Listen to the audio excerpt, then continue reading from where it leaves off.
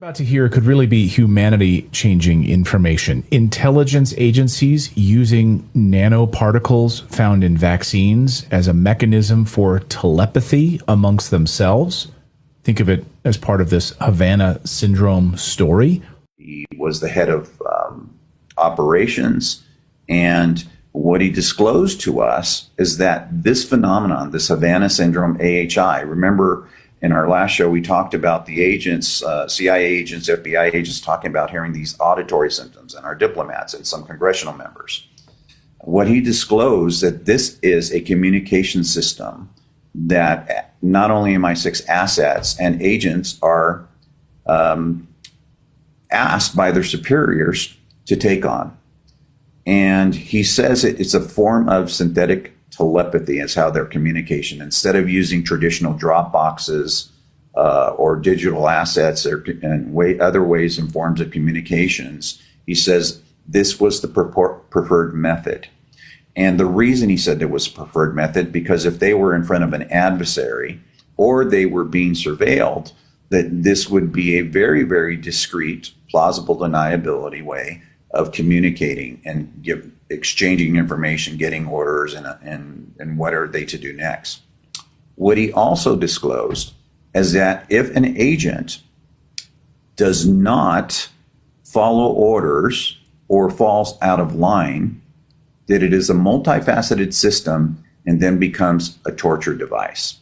We go back to Project Artichoke. In the 50s and 60s, this was a dream. This was a mission. This was a goal. Well, it's 2026, and that goal has been realized. And the goal simply, again, is that we have a version of synthetic telepathy.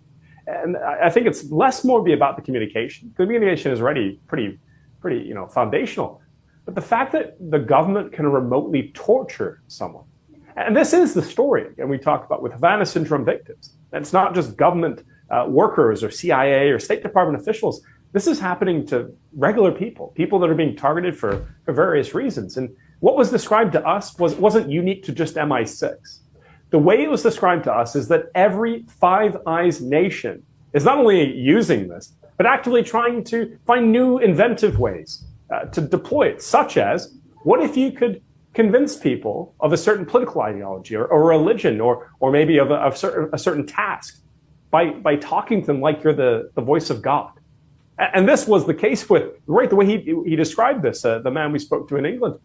It was something he couldn't stop. It could feel like a distant conversation, a constant voice in your head.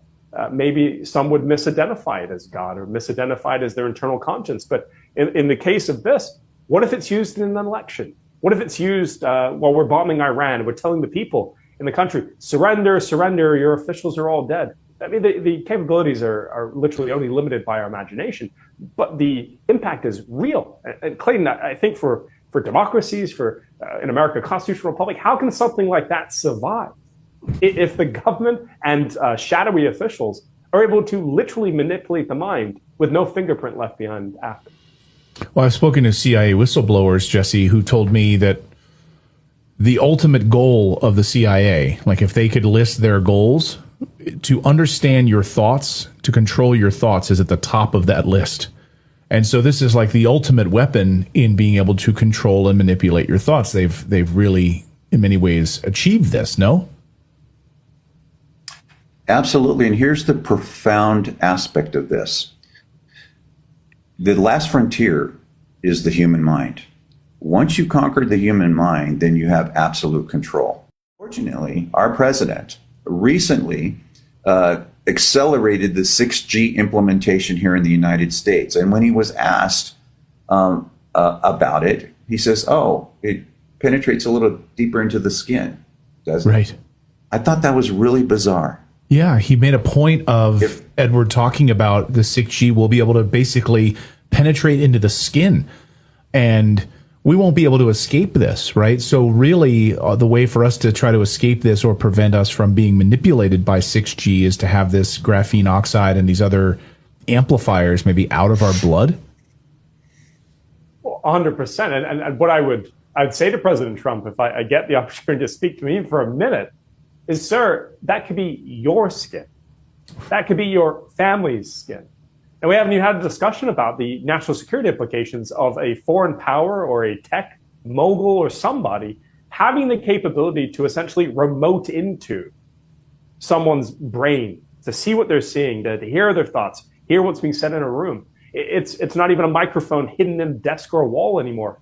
You are the microphone. And the bottom line right now is they're only acknowledging this is happening to federal employees.